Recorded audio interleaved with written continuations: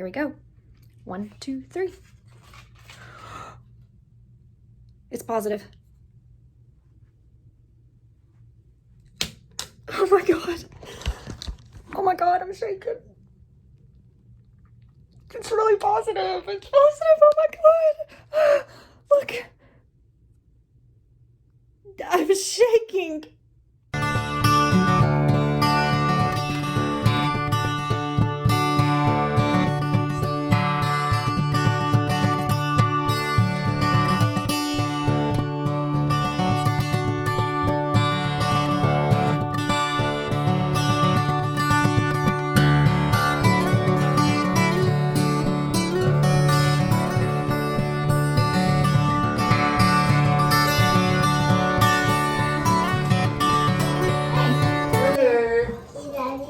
Buddy. He's got something to give you.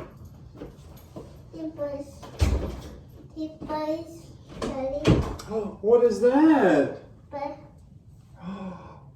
Are you pregnant? Yeah. No way. I am. Really? Yes. No way. I am. Are you serious? Yeah. When did you take that? Today. Oh, that's a surprise, Daddy. Oh.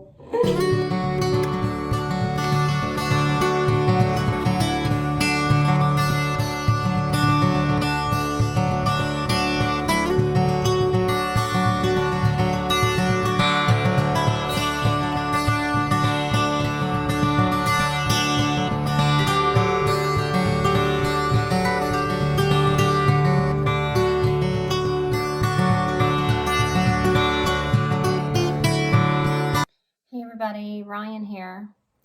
You just watched a recap video of me finding out I was pregnant in June of last year. I was 3 weeks pregnant when I found out, and then I had a miscarriage in the middle of July, and I was 9 weeks. I've been really wanting to do this video for a long time, but it was just really hard to talk about. This miscarriage was the first of 3 that I've had in the last year and a half. But this one by far was the hardest for me. It lasted about 5 months before I ended up having to have a D&C in December. So, and I was much further along in this miscarriage than my other 2. The reason this miscarriage took so long was because I was trying to avoid having a D&C and wanted to pass everything naturally on my own. So some did pass in July, but because my quant levels weren't going down to 0, we knew that there was something still in there. They weren't sure what, but they could see it on the ultrasound. After I had the D&C, we found out it was just the sac that was still in there.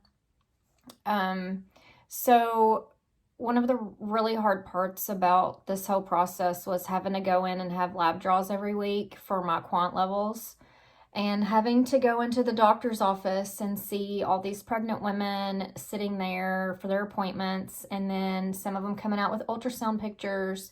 It was just a really difficult thing to go through, and it just lasted a really long time. So I was really happy that we decided to go ahead and do the D&C because I was just ready for some closure.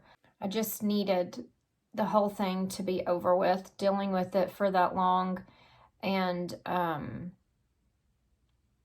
just it took a huge toll on my body and on my mind, and it was just an emotional roller coaster, you know, going in every week and finding out my levels weren't where they were supposed to be.